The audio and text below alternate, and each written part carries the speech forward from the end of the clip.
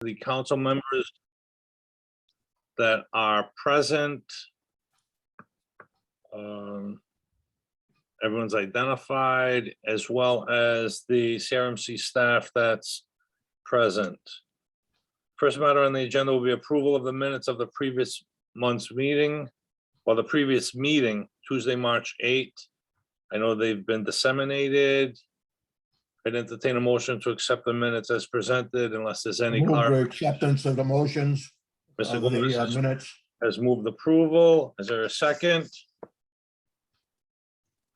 Reynolds seconds. Ms. Reynolds has seconded it. Any discussion?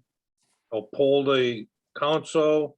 Mr. Gomez, Aye. Mr. Gagnon, Aye. Ms. Reynolds, Aye. Ms. Montanaro, Aye. Ms. McGovern, Aye. Mr. Sahajian. Aye. I too vote aye. I think I got everyone right. So that passes unanimous. Next matter is subcommittee reports. Anything? Mr. Chair, there is only one subcommittee report that I want to let the council know about, and it would be the Rights of Way Subcommittee. We are setting up hearings for potential rights of way designations in the town of Portsmouth. We are organizing those hearings and getting notices out for all parties that would be interested in participating in those hearings. Those notices should be going out as early as tomorrow. So just want to let everybody know that the subcommittee will be meeting on some Portsmouth rights of ways in the next several weeks, actually in the next week. All right, staff reports. Just one two items on the staff report tonight, Mr. Chair. Since we last met, we've held what we call a relationship building type of meeting with the Rhode Island Marine Trades Association. We have these types of relationship building meetings with a number of groups throughout the state. This one with RIMTA, we have about once a year, maybe twice a year. Because of COVID, we haven't held any recently, but these are basically workshops with the marina owners, the marina managers, with the RIMTA personnel themselves to go over CRMC regulations, to go over CRMC procedures, and walk through some of the questions they might have as potential applicants in front of us. As you know, every marina in this state would have to come get a permit for work on their site through the CRMC. So we want to establish this relationship, keep it going, and have regular such meetings. So I want to thank Dan Goulet for organizing that, along with Odetta Morris and Ryan Moore, who helped with the meeting that was held last week. Very well attended. Over 25 marina owners, operators attended, as well as RIMTA personnel. So thank you very much to Dan and all your work on that. The other item that I'd like to mention was over the past week and 2 weekends ago, the Rhode Island Saltwater Anglers Association held their annual saltwater anglers fishing show. And because of COVID, of course, that wasn't held the last couple of years. But so this one was held where CRMC had a booth in it, which was organized by our own Laura Dwyer and helped manned by a number of staff over the weekend. It was very well attended, not only the show, but the participation at the CRMC booth. We got a lot of questions on what the CRMC procedures and policies are on various issues, rights of way being one of them, aquaculture being another. And so I'd just like to give a shout out to Laura and the crew that she helped organize for that, to make that a success for us as well. That's it, Mr. Chair. All right. Thank you, Mr. Willis. Prior to getting to the formal agenda, Ryan, if you could just do your Zoom intro for those in attendance. Sure thing. Thank you.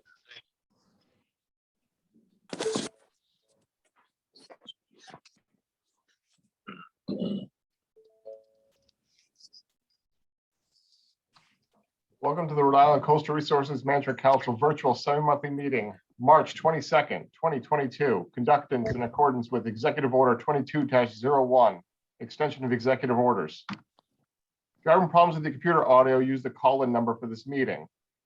The number will be posted in the Zoom chat box after this presentation.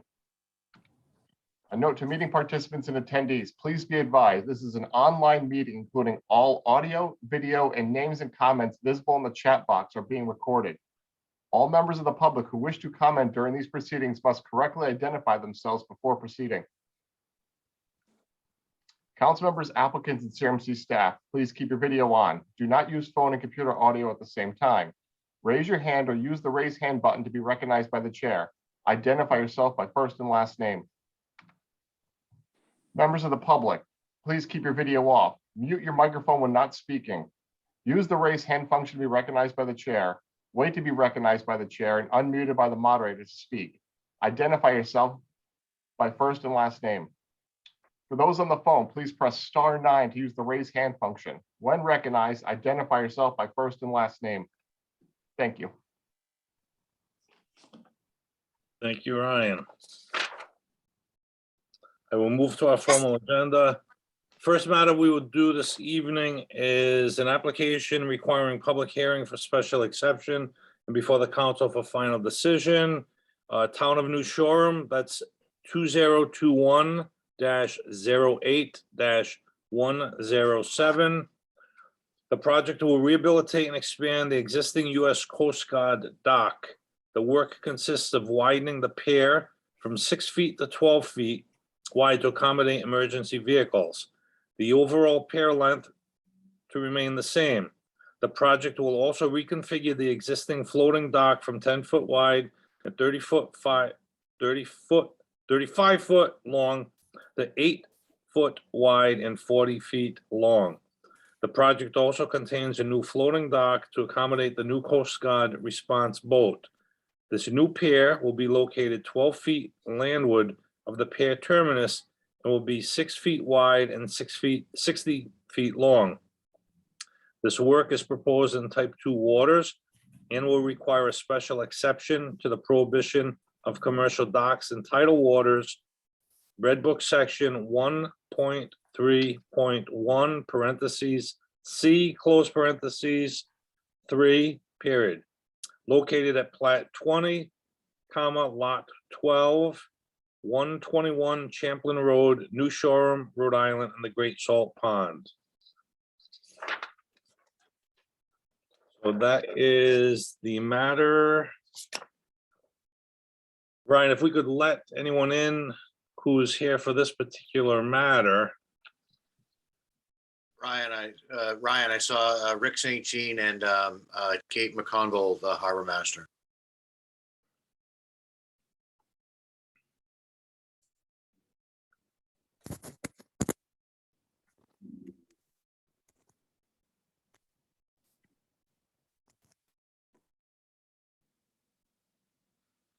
Let's see.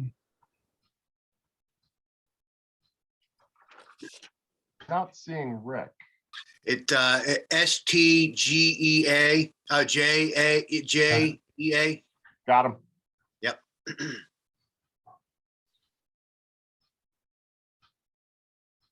Okay, great. How are you, Rick? And how are you, Kate? Mr. Chair, my Doing name well. is Mr. Chair, my name is James Jeremiah. I'm the consultant and representing the town of New Shoreham. Okay. Sorry, I couldn't figure out how to raise my hand. I'm sorry. All right, so you will be admitted. So, Danny, are you presenting to the council on this? Yes, I am, Mr. Chair. All right, if you could give a review. Yes, thank you, Mr. Chair. Like you said, this application is for the replacement of an existing town-owned Coast Guard utilized pier that was constructed prior to the existence of the CRMC. The replacement pier will be the same length as the existing pier, but will be wider and have a new L section at the end. The facility is located in type 2 waters, and due to the additional width and L section, the project's not considered maintenance but new work. New commercial piers are prohibited in type 2 waters, so this proposal requires a special exception from the council. The reconstructed pier will accommodate the new Coast Guard response boat medium, which is unable to berth at the current facility. The project was put out to a 30-day public notice and there were no comments received.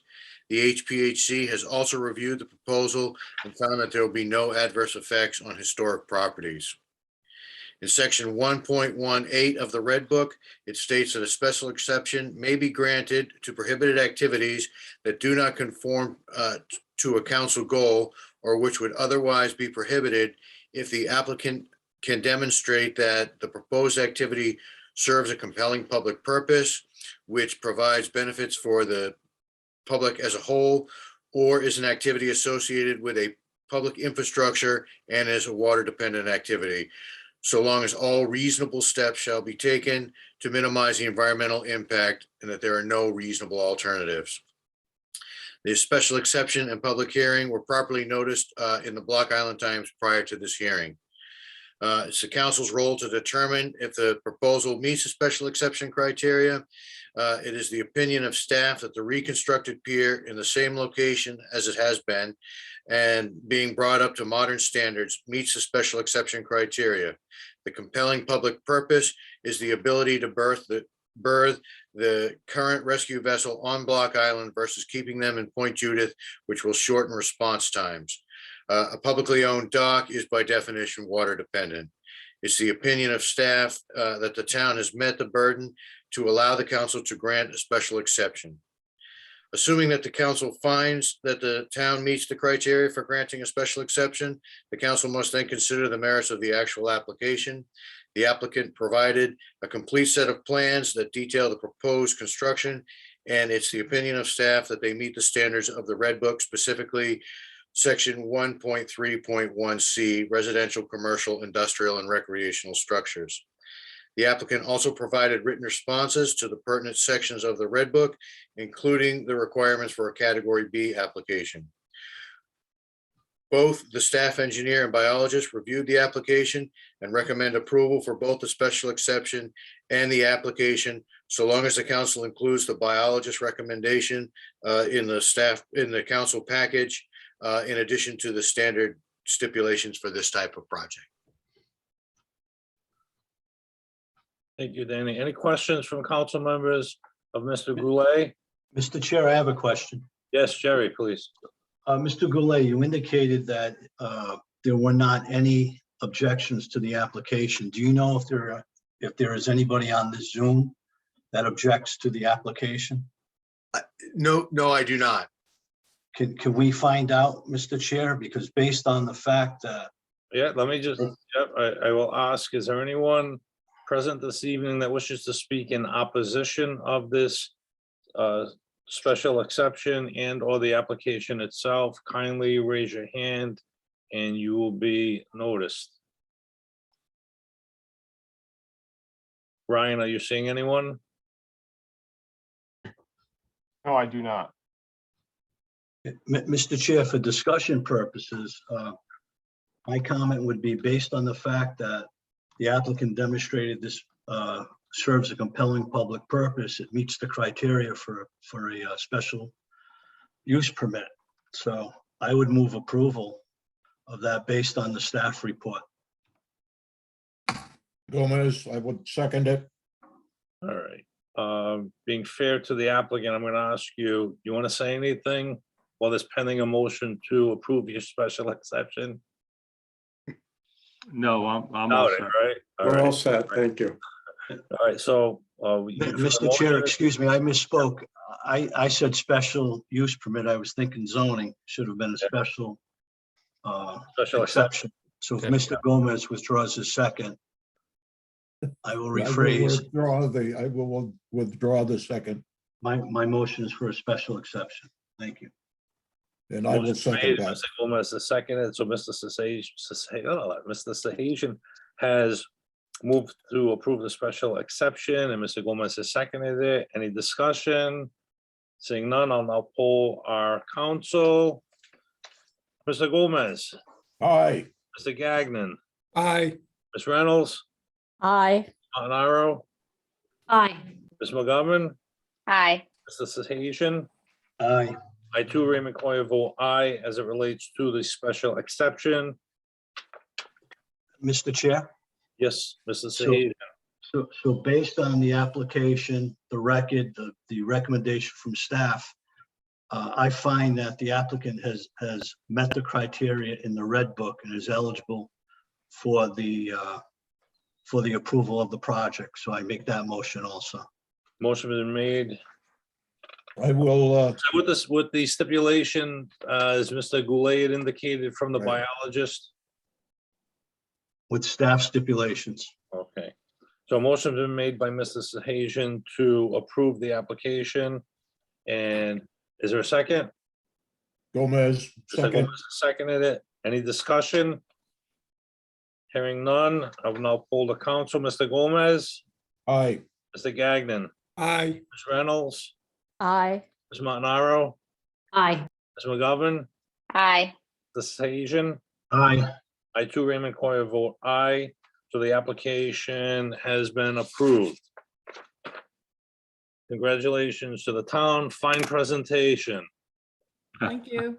Thank you very much, Mr. Chairman. Well, I say that in jest, but because tonight you didn't have to do anything, but I know you did a lot of work with Amy and Danny and Jeff, Jim and staff prior to coming here. So it always makes it easier for us when you guys do the proper presentations down below. So thank you to that. And thanks, Danny. You're welcome, Okay, Mr. Chair. Thank you. Have a good evening, everybody. Thank You you. as well. Next matter on the agenda will be the Bennett Family Irrevocable Trust. It's an application which has been out to notice and up before the council for final decision. That is 2021-10-077. It's to an application to construct and maintain a residential boating facility consisting of a 4x8 upland ramp, 4x 166-foot fixed timber pier, 3-foot by 18-foot access ramp, and an 8-foot by 18.75, which is a total of 150 square foot terminal float. The facility is proposed to extend 120 feet seaward of the cited mean low water mark, requiring a 70-foot length variance to Red Book 650-RICR-20-00-01, section 1.3.1 parentheses D, close parentheses, 11, close parentheses, I think it's an L or a 1. Well, it's an L. L. Close parentheses, to restore the buffer, located at plat R-3, lot 108, 39 Goose Island Road, Narragansett, Rhode Island, in Point Judith Pond / Bluff Hill Cove. Are the applicants for the Bennett matter present, and can we admit them?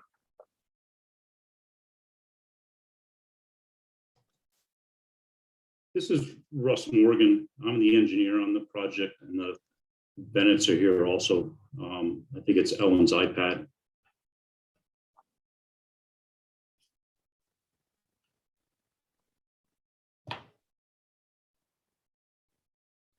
Anyone else here?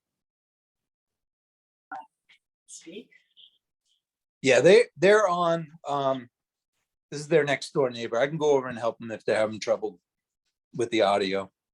There they are. They're Ellen's iPad. They're muted. Just want to be sure they're able to unmute in case we have questions.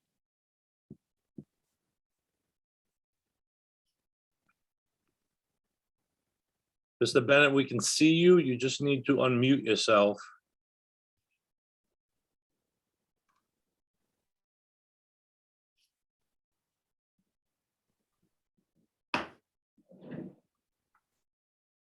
Well, while they're doing that, we can get a start on this. Who's got this? Tracy? I do, Mr. Chair. All right, if you could present to us, please.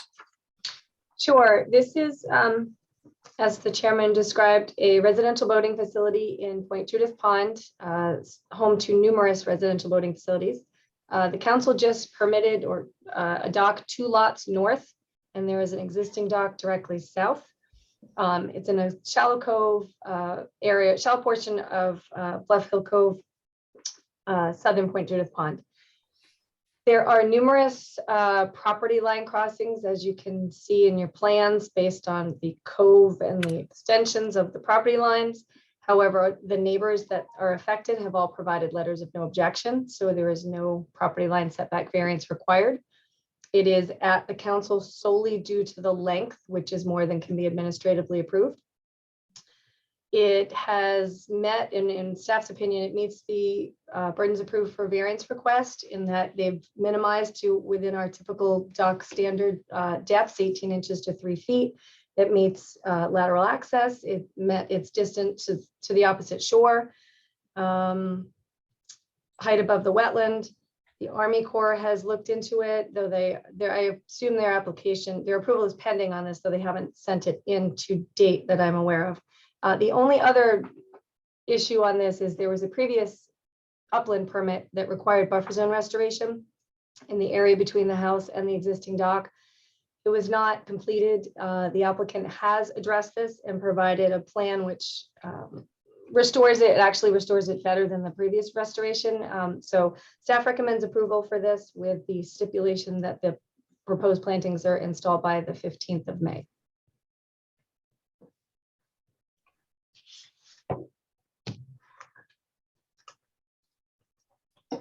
Any questions of Tracy on this? Mr. Chair, I have one quick question. Sure. Tracy, how much water do they achieve with the variance? I know they have 18 inches. I believe, zoom that in.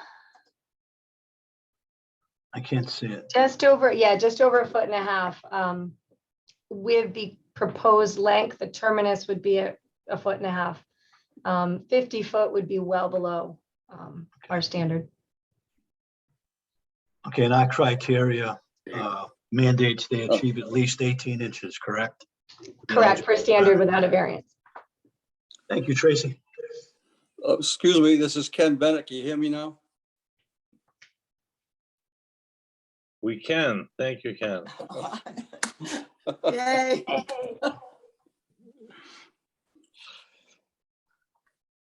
So, any objectors present on this particular matter?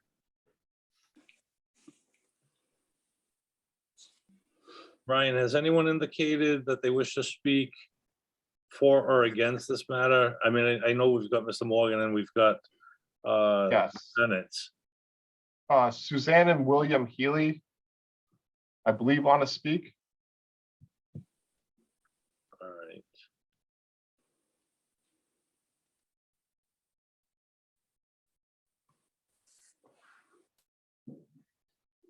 Well, I'll call the Bennett's first to give a brief description.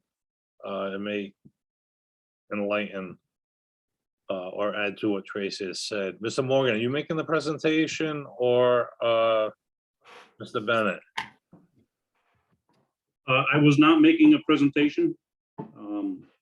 I can certainly share my screen to show some figures. But Tracy explained it pretty well. This cove is fairly shallow, and to attain that 18 inches at mean low water at the terminus of the dock, it had to get pushed out to this length. And it's in terms of where it is relative to adjacent docks, it's at the same eastern limit as the dock to the south. All right. And Ms. Sylvia has indicated based on her review that there's no objection to it and they recommending approval. And obviously I know you would be, as well as Mr. Bennett, asking for approval. Is there anyone else present this evening that wishes to speak in favor of this application? Sure, I can. I'm actually a next door neighbor at 37 Goose Island, and I support the dock. All right. Somebody, there's no testimony, but do you need to swear him in? No, just so long as you have the neighbor saying he's in support, he's not giving factual testimony other than stating that he's in favor of it, which is important. He doesn't need to be sworn in. Okay. Anyone else that wishes to speak in favor of the application at this point?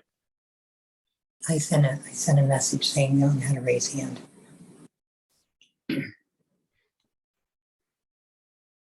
like you want to do is. Mr. Chair, there's a Suzanne and William Healy that would like to speak. All right, I'm seeing Suzanne's iPad. Yes, All right, can you identify yourself? Suzanne Healy. And William Healy. Do you present this evening to speak in favor of the application or in opposition of it? Actually, we are the people that want the dock on our property. I don't know how it got switched over, but that's. I Mr. know. Chair, the Well, it's Healy's are part of another application. Right. That's going to be heard tonight. Yeah. Sorry if we said something. All right, we'll get to them then next. Anyone present that wishes to speak in opposition of this application?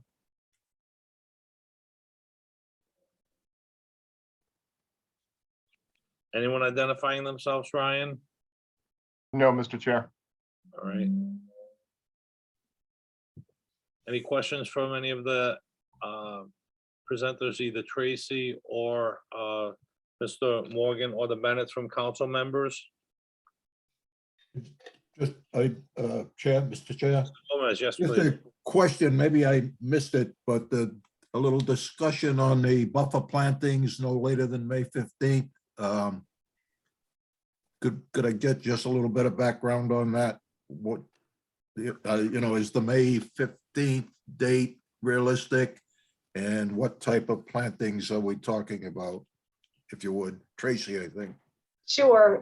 They have the final sheet of the submitted plans has the buffer restoration plan. And typically staff will stipulate our standard native language. We have a plant list that can go in the application. May 15th is generally, sometime in May is the beginning of our growing season planting requirements. Typically, I wouldn't put a time frame. This was to avoid sending this into enforcement for the buffer zone violation, basically, from previous times. So instead of giving them, to the end of the 3-year potential permit, it's let's get these in ASAP so that we can restore what should have been restored prior. Does that, I think what I'm hearing is that the May 15th to you is not particularly a hard date.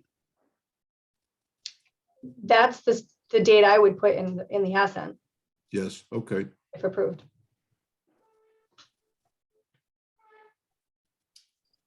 Mr. Morgan or the Bennetts as it relates to the May 15th date? This is, Mr. Chair, this is Russ Morgan. I don't see an issue with that. It's total plantings, I think, of 17 plants. Okay. Should be able to get that done. Okay. I don't know if the Bennetts have a comment on that. No, we don't have a problem with that. Thank you. Is the council prepared for a motion? Mr. Chair, based on staff recommendation and presentation, I would move approval with the staff stipulations. Mr. Gagnon has made a motion to approve. Is there a second? Second. Ms. Reynolds has seconded it. Any discussion? Hearing none, I'll poll the council. Mr. Gomez, Aye. Mr. Gagnon, Aye. Ms. Reynolds, Aye. Ms. Montanaro, Aye. Ms. McGovern, Aye. Mr. Sahajian. Aye. I too, Raymond Coy, vote aye. Sir, the application has been approved for Mr. and Mrs. Bennett. Oh, thank you. Thank you. Thank you. You're welcome. Have a good night.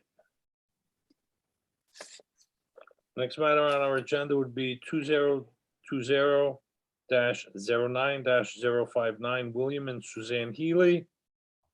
This is an application to construct and maintain a new residential boating facility consisting of an on or about 4-foot by 80-foot fixed timber pier, 3 feet by 14-foot ramp, and an 8 by 18.75 for a total of 150 square foot terminal float extending on or about 69 feet seaward of the cited mean low water mark located at plat N E, lot 35, 147, Canonicus Road, Narragansett, Rhode Island, in the Narrow River.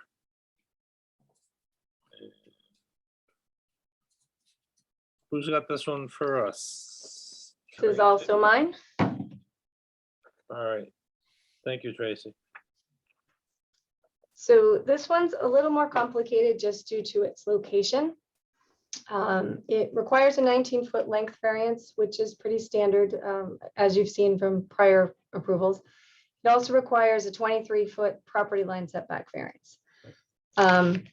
It's located in the Narragansett section of Narrow River, the central section. It's at the west end of a street that has a large wetland complex running north-south from there. Previously, it was part of one lot that had a temporary dock approved. You can actually see the little spot in the marsh where it used to come out from. And that expired and is no longer valid. The lots have been split up. So the current lot has no approved dock. There's an existing permitted dock at the end of the street, and that's pretty much it for this side of the street.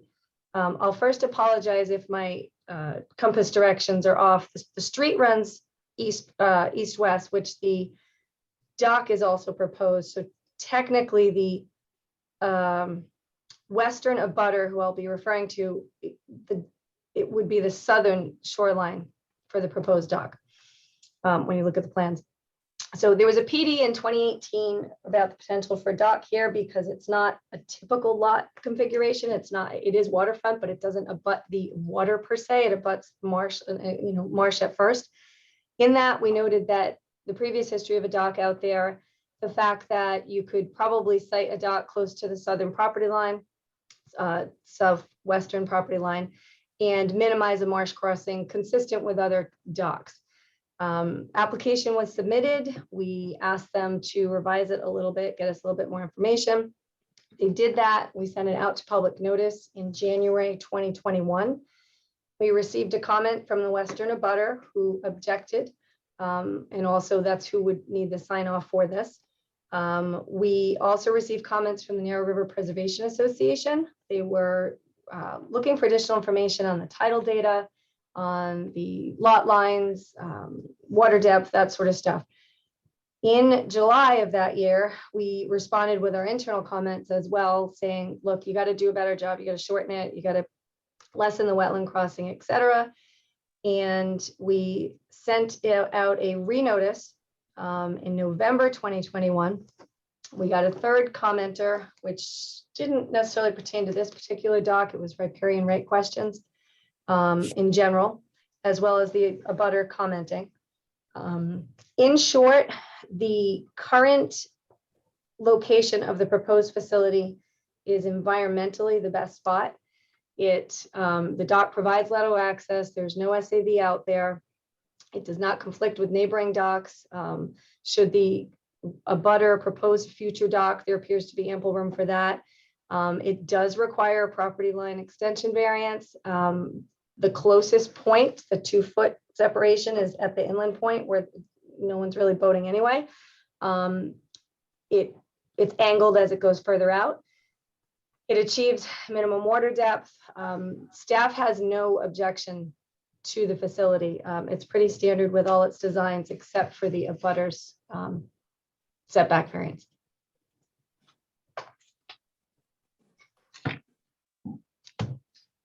Any questions of Tracy from council members at this point? All right. Mr. Morgan, are you here on this one as well? I am. All right. So we have yourself and William and Suzanne Healy, correct? That is correct, Mr. Chair. Anyone else? Mr. or Mrs. Healy, as it relates to your application, anyone else present on your behalf? Just Russ Morgan. Okay. And Mr. Morgan, are you going to make a presentation? Again, Mr. Chair, I was not, but I can share my screen and maybe provide some kind of visual of the line we decided to take with this doc, if that would help. Do we need to swear Mr. Morgan in? If he's going to do that, yes. All right, if you could, please then. Please raise your right hand. Do you swear or affirm to tell the truth, the whole truth, and nothing but the truth, so help you God? I do. Please state your name and spell it for the record. Russell Morgan, RUSSELL, last name MORGAN. Proceed. Okay. Ryan, am I okay to just share my screen? The bottom buttons on the bottom? Yes, you are. Okay.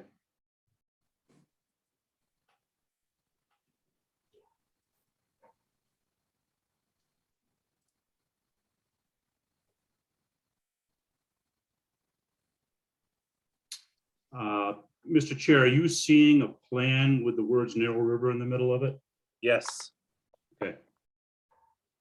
So just to give you a feel for this site, the Healy's residence is here in the upper right-hand corner. For orientation, north is to the left. The property line is a dogleg left. It hooks to the left. As you get into the marsh, you can see the two property lines extensions here. We originally had the dock laid out in the middle of the lot to avoid property lines. It did not meet the goals of the CRMC to minimize length over the marsh. We then pulled the dock back, coming off their lawn, and essentially hugging the property line until it reached water or edge of the marsh. And that's where the closest portion of proximity is to the neighbor to the southwest. Once we leave the marsh, angle the dock more towards the center of the two property lines extensions to get adequate water depth. When you look at the line drawing of this, you can see the property line takes a turn, heads north, takes a turn to the west. The dock has a couple of angles in it to minimize this length over the marsh and to also land on an existing pathway from the backyard. Once it leaves the marsh, it extends two pile bents, a ramp, and then a float. And that's the kind of final layout we ended up with to try to minimize environmental impacts. That's all I have to say. Any questions of Mr. Morgan as it relates to the dock as depicted?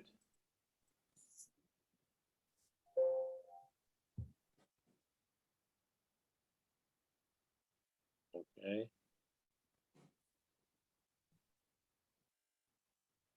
Any questions of council members of Mr. or Mrs. Healy, or do you plan to have them, or do you plan to testify, Mr. or Mrs. Healy? If there's any questions. We would just be able to say that, you know, we had to change a lot of things each time we went back to coastal resources. And they were very helpful in letting us, you know, spend the time. It's probably almost 3 years now. And Russ Morgan was basically in charge, and he was able to make the additions to everything that we needed to change, including when we started out, we had to do a whole survey for our property to start with. And that's about as much as we can do. We need someone, you know, that has more knowledge of the situation than we have. So, thank you. All right. Any questions of Mr. or Mrs. Healy from council members after that? Is there anyone else present this evening that wishes to speak in favor of this application? Kindly raise your hand or be identified. Anyone, Ryan? I do not see any, Mr. Chair. All right. Is there anyone that wishes to speak in opposition of the application this evening? kindly raise your hand or be identified.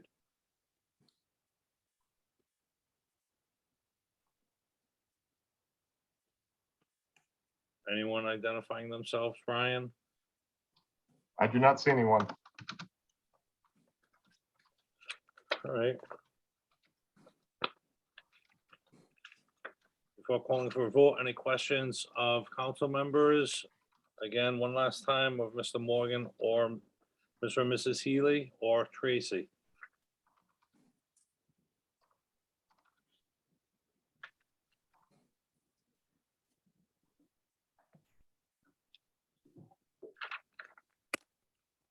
Seeing none, I'd entertain a motion.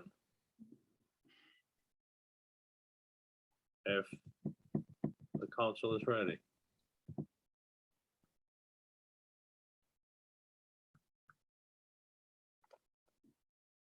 Mr. Chair, I move that we approve the application in accordance with the staff's recommendations and stipulations. Is there a second? Mr. Gomez has seconded, well, McGovern. and you're gonna say it on the record.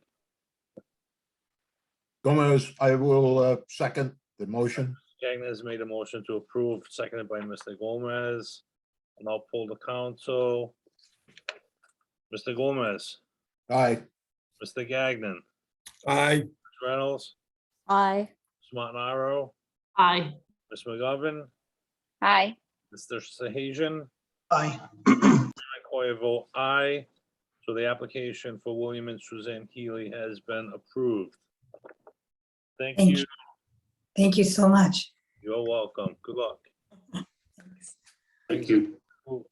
Our next matter on the agenda is 2019-10-084 Kenneth and Sally Pitzak, if I'm saying it correctly, and I'm sorry if I'm not, to construct and maintain a residential boating facility consisting of a 4-foot by 46.5 foot fixed timber pier leading to a 3-foot by 14-foot access ramp and an 8-foot by 18.75 terminal float equating to 150 square feet, located at plat N-K, lot 2-1, 200 Riverdale Drive, Narragansett, Rhode Island, in the Upper Narrow River. And I see Kenneth and Sally? Yes, that Peter correct? Zach. Yeah. How do you say it, please? Peter Zach. Peter Zach, thank you. Mr. Morgan, you on this one as well? Yes, Mr. Chair. Anyone else present that you intend to present on behalf of this application? No. No. Mr. Chairman. All right, Tracy, you have this one too? I do. All right. Review B. And to the more complicated one, essentially, it's a standard dock application as far as design. The issues again relate to property line setbacks. It's in the Upper Narrow River this time. There's an existing dock to the south and a grandfathered marina to the north that has an MPL for 10 boats that was approved in 1996. This one has a long history as well. We accepted the application in 2019 at a standard 50-foot mean low length. We requested shortening it to lessen some of the congestion impacts. And we sent it to notice in 2019 with a 44-foot length, 5-foot water depth, which exceeds our standard 3 feet. We received numerous comments from the abutting marina, as well as residents of the surrounding area. I spoke with the southern abutters who do require, if they had provided the sign off, would have negated this variance. They did not sign off, nor did they object at that time. We asked the applicant and Russ to respond, applicably to the comments. In May of 2020, we received an alternate layout, which is the current plans that you have. We did not renotice that. It actually was no more variant. It was still requiring 100% setback relief to the south, though it was shortened to 34 mean low with 3 feet of water at the terminus. The congestion really stems from the fact that the association marina extends pretty much entirely over the applicant's own property line extension to the north.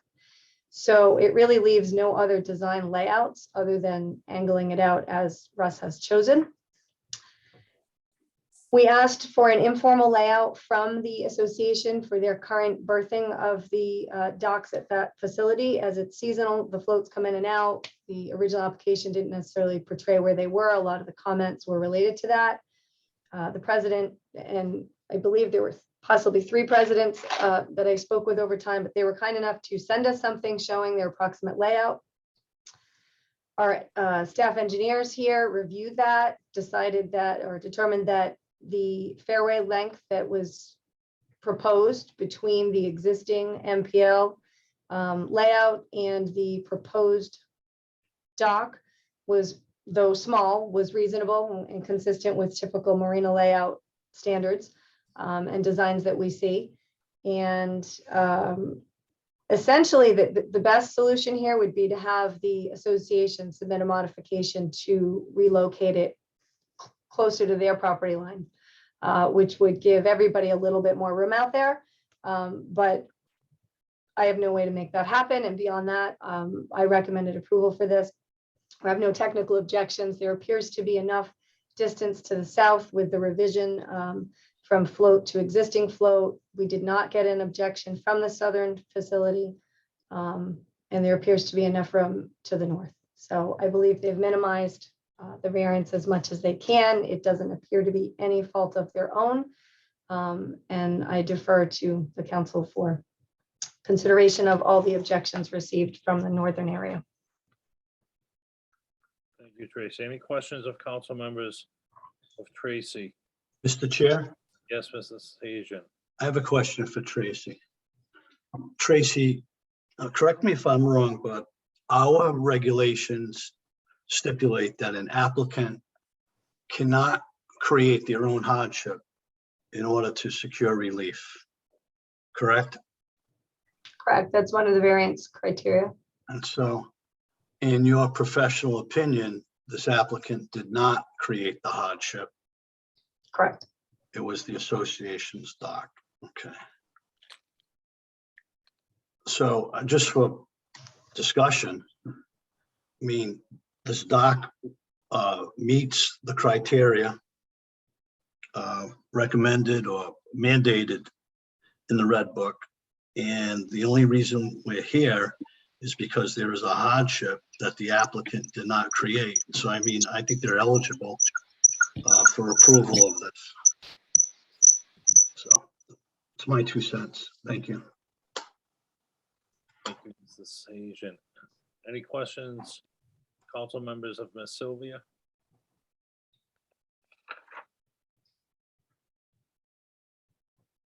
Seeing on Mr. Morgan, do you want to make a short presentation to supplement what Tracy had provided to us? Sure, Mr. Chair. I can show you some of the plans and kind of walk through the lay of the land, I guess. Let me share my screen again, Ryan. Please raise your right hand again because it's a separate application. Do you swear or affirm to tell the truth, the whole truth, and nothing but the truth, so help you God? I do. Again, for purposes of this application, state your name and spell it for the record. My name is Russell, Russell, Morgan, Morgan. Please proceed. Thank you.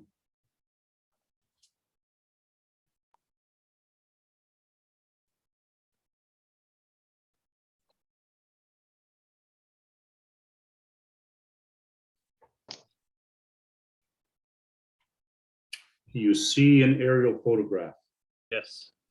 Okay. So a little context. This north is upward on the sheet of paper. The Peters Axe residence is here on the right. The property is a lawn to a fence and then a slope down to a beach area. This lot is two not perpendicular lines that truncate the lot as you move to the west. That's an important point here. Also in this aerial photograph, it's taken in the wintertime, you can see these two foundations for the association's dock that is located to the north of the property.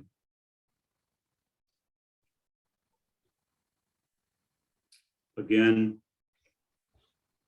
Pierzak's residence here on the right, property line and property line extensions. To the best of my ability, I laid out what I think is the marina perimeter line for the facility to the north, and what that facility, once it's installed during season, looks like based on aerial photographs. This proposed dock originally extended out into deeper water. Working with Tracy, we slid that dock back.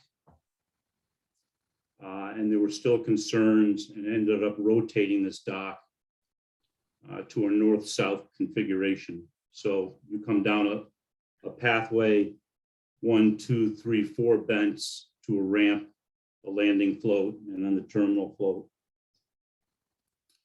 And with offsets to the floats or the docks to the north and the dock to the south.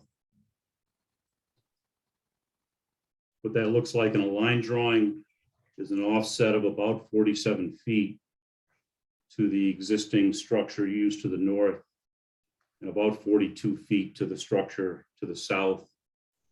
Those property lines again truncate, so this proposed dock is on the wrong side of the property line to the south. And that dock was pulled back such that the landside terminus of that float is around 2 feet of water at mean low water. And there's a couple trees, one we asked to be removed to facilitate putting this initial bent in. So that's kind of the lay of the land on the proposed dock and its configuration, and where it is in relative to its neighbors to the north and south. I have nothing else to present. Any questions of Mr. Morgan as it relates to his presentation?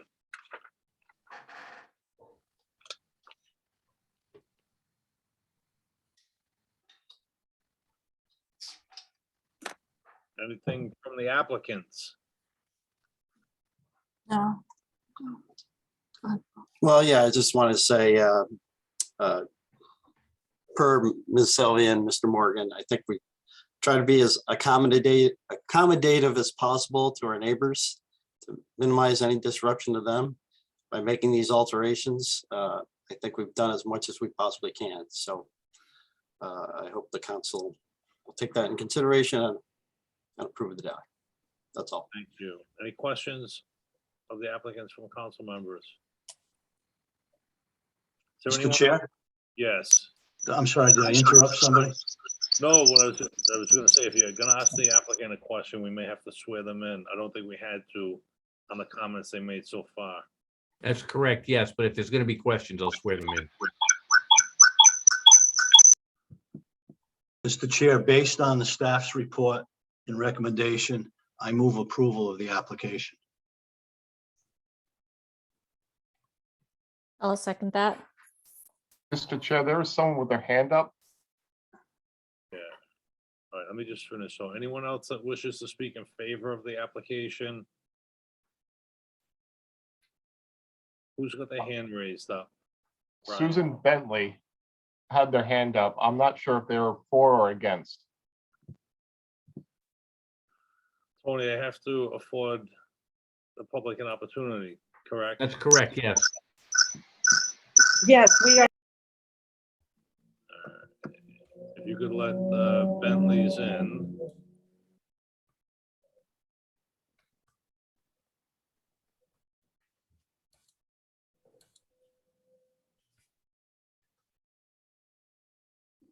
I see two Bentleys. Oh,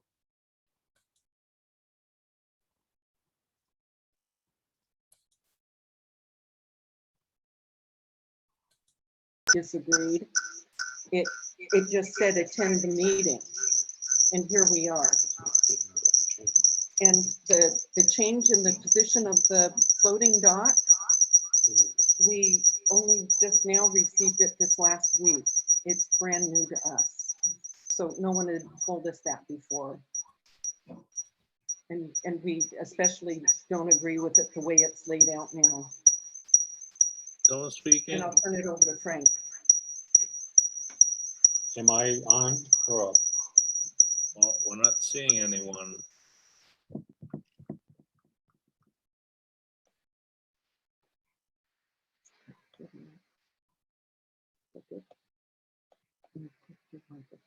Sylvia, do you know where the Bentleys live in relation to this dock?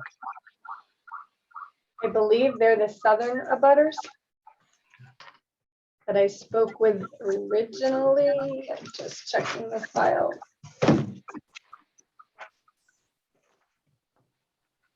They're at 198 Riverdale, so I think that's the southern. Thank you. Mr. Bentley, is that you? Yes. All right. Yes. I have a statement. All right. I'm gonna have you get sworn in before you speak, though. Thank you. Swear in Mr. Bentley, please. Do you swear or affirm to tell the truth, the whole truth, and nothing but the truth, so help you God? I do. Please state your name and spell it for the record. Frank Bentley, FRANK BENTLEY. Mr. Bentley, prior to speaking, can you identify where your property is in relation to the subject property? We're right next door. We're the neighbors were just south of them. Okay. All right, please proceed. Okay. Thank you for this opportunity, for one thing. I have it written down because I'm old and I forget, but we do not object to the Petronak's family wanting a dock for their family. They want what is in the best interest of their family. The family members of the Forest Lake Association also want what's best in their interest. Similarly, my family, the Bentleys, want what is in our best interest. In our case, we are not at all in favor of the new dock, as it is located almost entirely in front of our property, not theirs. We will have our views obscured by the proposed dock. Our view will very much affect the future value of the property and reduce our use. We had a conversation with Sally a couple years ago and tried to reduce the conflict, but it had no effect. We then found out that the plan was changed, further interfering in our area. The dock was switched almost towards our area. We now want to renew our objection. It appears that no one else cares about our view and pre-existing dock. We hope that we can remedy it here. However, we also have other concerns. Safety. The close proximity of the proposed dock to the marina and our dock would be a major concern. The area is now very crowded. The marina is always full and then some. The bank is often used for overflow crafts, boats dropping off passengers, overnight boats anchoring, and on the shore.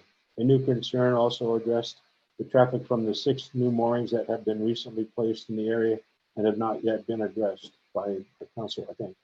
They have already been concerns about safety. A new large dock would most magnify that issue. The charts, plans, and photographs don't represent the real world.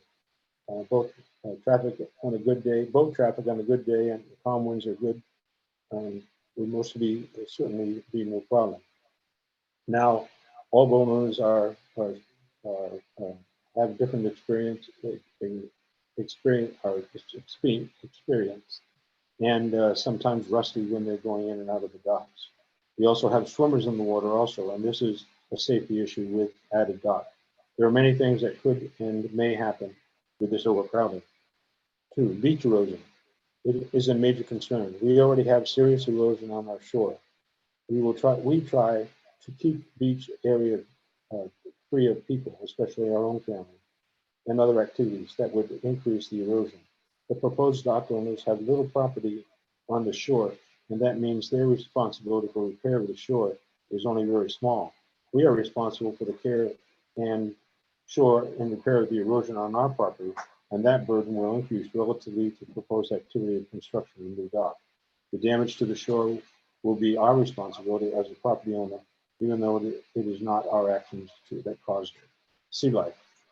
We try to protect the water sea life as much as we can. We let the mussels and other sea life grow and do not walk on the shore. We work very hard to keep traffic off the shore and keep it unspoiled and natural. The new dock would most certainly be adversely affected. You can see from the advice is that the property is, the proposed dock is right in front of our house. We have worries about small streams, the small stream that runs into the area. We love it, and the birds also use it. Each year we have ducks wintering in front of our house offshore. They like the protected area, the fresh water that flows in the winter, and open circulation water that our dock motor provides. But most of all, we love when the ducks come up into our yard to feast on the acorns during the winter. That will probably be negatively affected by the crowding and effect of the stream and access. I invite any questions the council might have. I do have a question. How far out from shore does your dock go? I'd have to look at the. Does anyone measure that? Tracy or Mr. Morgan? In the picture of the, well, I don't know exactly the number. You can, I would maybe you can look at figure 3 that is the council provided. That's what I'm looking at. That's why I'm asking. Oh, okay. I thought we had one with some markings on it, but it wasn't provided. Mr. Chair, Yes. if you go from the bin closest to the feature, if the scale is correct, it looks to be about 75, but I'll check the survey plan as well. No, I can't. That one doesn't show the whole thing. Yeah, you can I'd see say about 75 from yeah, shore. you can see that where the property line is, it just barely touches where they're coming off the beach, and then all the rest of that is in our view, I guess, because the water doesn't really matter, I guess. But you can see that long beach that will be affected, I think, because of that dock. And now the picture I have doesn't have how they're switching the direction of the platform. I think it's toward our area, but I didn't get the paperwork. So it's about the same. I guess that's the facts, I guess. All right, any questions of council members of Mr. and Mrs. Bentley?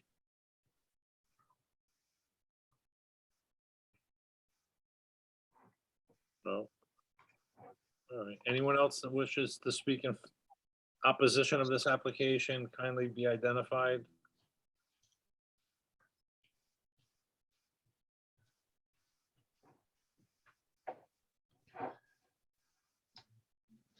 Anyone, Brian?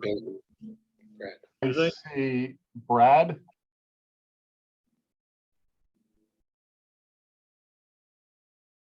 Hello.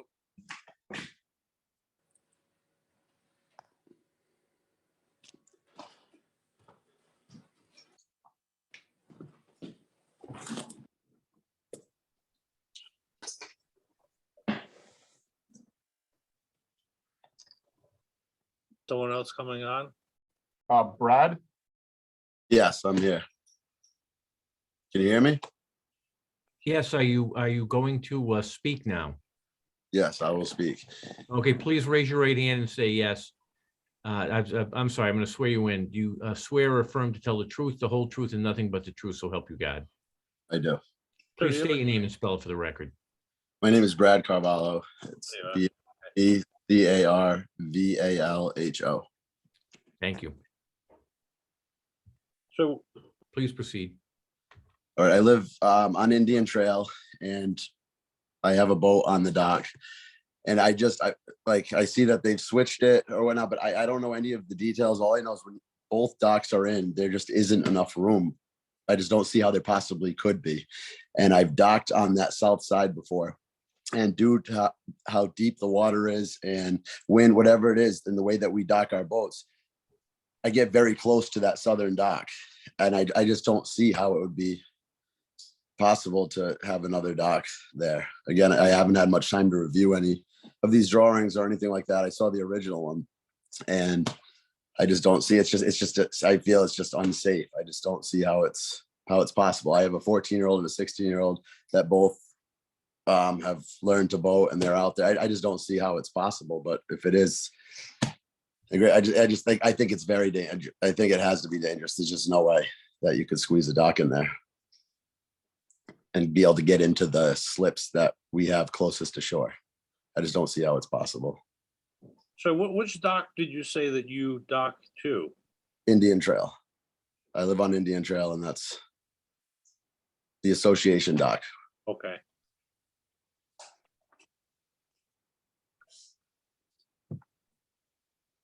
Any questions of, I'm sorry, I didn't catch that. I know it's Brad. I didn't catch the last name. Carvalho. I'm all for, Mr. I hate to do it and go against anything like that. I think everyone should be entitled to have it. I just don't see how it's possible and how it could possibly be safe. And that's all I have to say, Thank you. Any All right. questions, Mr. Cavallo? Anyone else that wishes to speak in opposition of the application?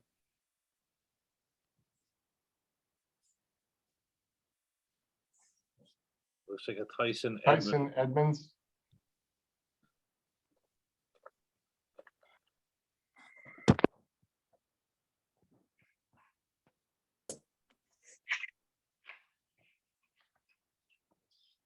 Hi there, this is Laura Edmonds. I'm a neighbor on Indian Trail. Okay, please raise your right hand so I can swear you in. Do Okay, you swear or affirm to tell the truth, the whole truth, and nothing but the truth, so help you God? I do. Please state your name and spell it for the record. Laura Edmonds, Laura, last name's Edmonds, Edmonds. Thank you. We live in the Indian Trail neighborhood and we are not boaters. We don't use the dock, but we use the community beach that's right there. It's very busy in the warmer months and I'm really concerned about the safety concerns that Brad Carvalho mentioned. And I'm very concerned about the environmental impact that Mr. Bentley mentioned. I noticed that there was tree removal as part of the plan, which we were not aware of. And clearly that's a concern regarding erosion and the, maintaining the shore there. So those are my biggest concerns at the time with the dock. Certainly safety being foremost in my mind as a parent of young children that use that area very frequently in the warmer months. Indian Trail is a neighborhood of I believe over 100 homes, many of whom have families. It's a very busy area in that time of the year with swimmers, paddleboarders, kayakers. So certainly power boating is only one of the activities that's happening in that very small area.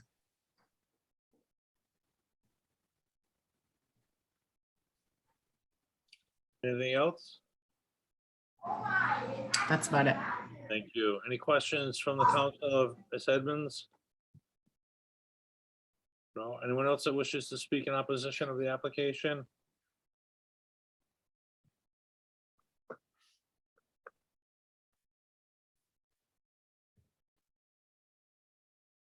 Mr. Chair, Yes. if there are no other objectors, I would like to speak. I move the question. All right. I just want to, for completeness sake, just ask Tracy. You've heard statements from objectors, which I'm sure you were aware of them prior to coming here this evening. Has any of those statements changed your opinion as it relates to your recommendation? They have not. Comparing 20 years of reviewing dock proposals, it is a congested area. The council has permitted much less distance between proposed facilities in the past. The safety concerns that were raised, I presume most of the swimming and those types of activities take place north of the association pier. I may be wrong, but that's, given the boating traffic, that would be my guess.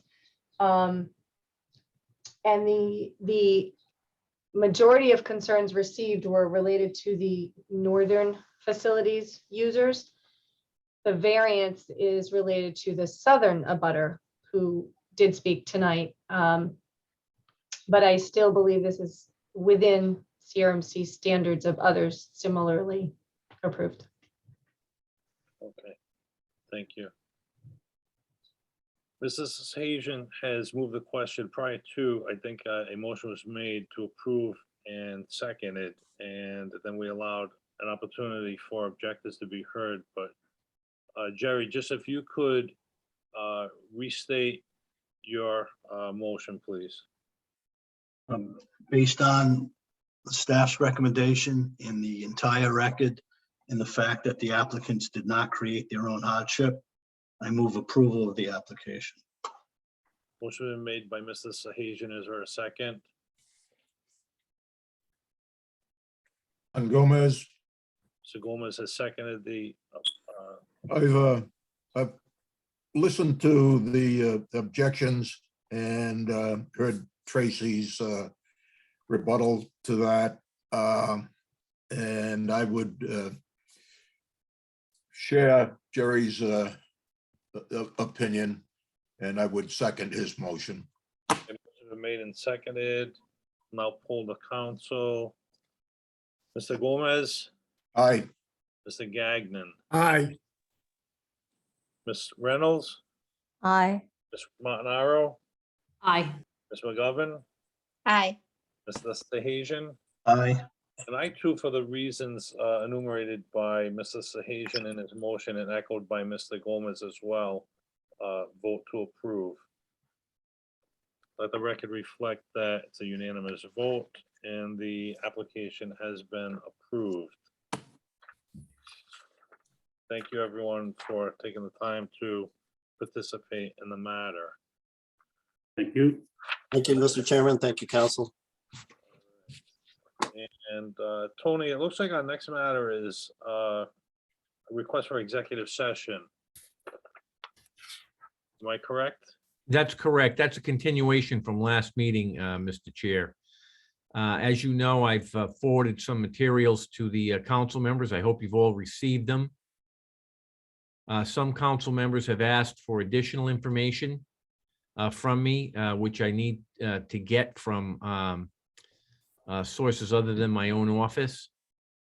So I would ask that the motion be to continue this executive session to the next council meeting.